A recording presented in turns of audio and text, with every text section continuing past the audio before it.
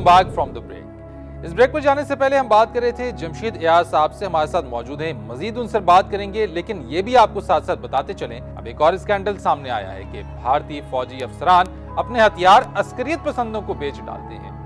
हैरत अंगेज इंकिशाफ है, लेकिन हकीकत यही है।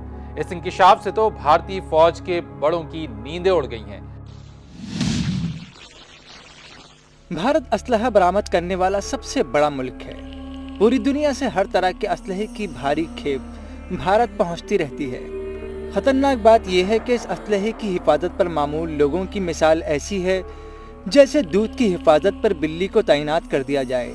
यकीन करना मुश्किल है, लेकिन हकीकत यही है कि आला भारतीय फौजी अफसर शरपसंदों को हथियार फरोख्त करने में मुलव्विस पाए गए।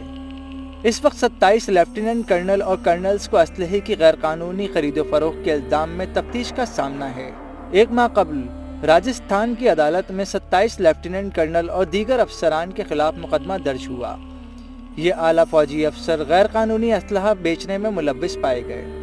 असलहा जबलपुर के सेंट्रल ऑर्डिनेंस डिपो से हासिल किया गया और जराइम पेशा अफराद को फरोख्त किया गया। 2005 में भी 25 भारतीय फौजी अफसर असलहे की गैर कानूनी लेन देन में मुलव्विस पाए गए थे।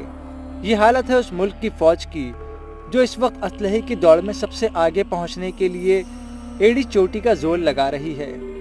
भारत में गैर कानूनी असलहे की फरावानी घर में मौजूद ऐसे टाइम बम से कम नहीं, जिसकी सुई मुसलसल टिक टिक कर रही है।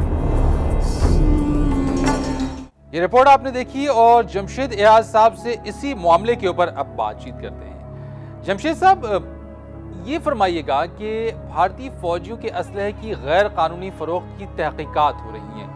किसी प्रोफेशनल आर्मी के लिए ये मामला किस हद तक संगीन साबित हो सकता है और किस कदर शर्मिंदगी का बायस बनता है? देखिए, बहुत संगीन मामला है, क्योंकि अगर प्रोफेशनल आर्मी जैसे इंडिया है और इंडिया अपने आप को कहता है और उधर इस तरह की बातें हुए कि जो वहाँ के आर्मी ऑफिसर्स हैं वो आपको सप्लाई करें वेपन्स और आपकी उसको बेचें और ये करें, तो इससे मेरे ख्याल से ख़राब चीज़ हो नहीं सकती।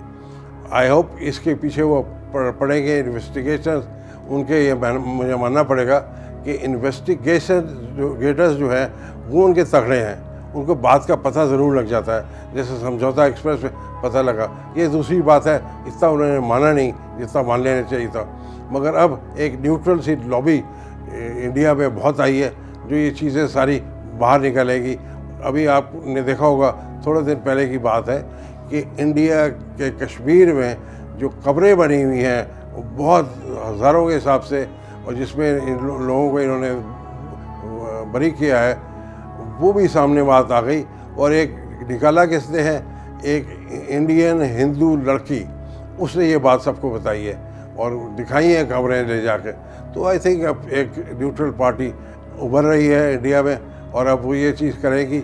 और मैं तो ये समझता हूँ, मैं तो पीस मेकर हूँ, मैं समझता हूँ इंडिया पाकिस्तान के जो नेशनल लिटरेचर के लीडर्स हैं उनको समझना चाहिए कि अब हमें मिल बैठ के काम करना चाहिए और ये टेररिज्म वगैरह के ख़िलाफ़ जो है मिल के काम करें, पॉवर्टी के ख़िलाफ़ मिल के काम करें।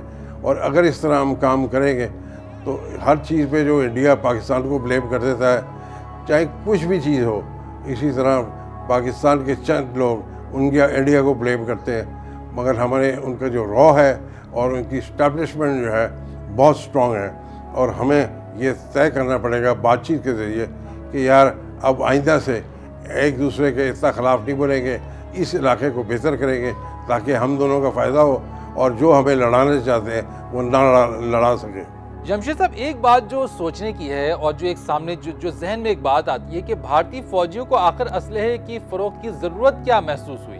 क्या उनकी तनख्वाहें बहुत कम होती हैं, या हिंदू इंतहा पसंदों से उनकी हमदर्दियाँ हैं, या फिर वहाँ असलहे के पैसे कुछ अच्छे मिल जाते हैं? देखिए बेटा, एक क्लियर बात होनी चाहिए कि कभी भी किसी की भी तनख्वाह पूरी नहीं होनी चाहिए। कोई अपनी तनख्वाह को नहीं समझता कि उसकी तनख्वाह बहुत है, चाहे आप उसको कितनी भी तनख्वाह दे दें। और इंडिया में तो वैसे भी मशहूर है कि इंडिया के फ़ौजी जो है वो तनख्वाह कम लेते हैं, उनको कम तनख्वाह मिलती है। तो जहाँ से भी दांव लग जाए, पैसे मिल जाए, क्यों नहीं वो कमा ले। तो एक तो जायज़ तरीका होता है कमाने का और एक नाजायज़ होता है। तो बाज़े लोग जो है नाजायज़ की परवाह नहीं करते, मगर पैसे कमाने की बात करते हैं। अल्लाह का शुक्र है हमारे मुल्क में इस तरह की चीज़ नहीं है, और ना अल्लाह करे हमारे मुल्क में आए, क्योंकि हम तो वैसे भी मुसलमान हैं, और मुसलमान को तो अपने दायरे में रहना चाहिए, ईमानदारी में रहना चाहिए। और पाकिस्तान में तो जितना बेहतर हो, फ़ौज हो और सिविल हो, जितनी बेहतर होगी उस तरह हम ज़्यादा तरक्की कर सकेंगे। एक बात और जो मैं आपसे पूछना चाहूँगा वो ये कि पाकिस्तान और भारत की बड़ी बड़ी मुश्किलात का सिरा ढूंढा जाए तो वो कश्मीर से जा मिलता है। आप क्या समझते हैं, क्या भारतीय जनता को एहसास हो गया है कि ये तारीखी गलती दुरुस्त किए बगैर सूरत हाल बेहतर नहीं हो सकती है? देखिए, मैं तो बड़ा ऑप्टिमिस्ट हूँ। मैं समझता हूँ ये पता लग गया है, पूरी दुनिया को पता लग गया है, और इंडियन इस्टेब्लिशमेंट को भी पता लग गया है कि पाकिस्तान और इंडिया की दोस्ती जब ही हो सकती है जब कश्मीर का मसला सॉल्व हो जाए। और कश्मीर का मसला सॉल्व ये नहीं कि पाकिस्तान के हवाले कर दें कश्मीर को, या हम इंडिया के हवाले कर दें। एक मुनासिब सा जस्टिस मिले कश्मीरियों को, ताकि कश्मीरियों भी चैन से सो सके।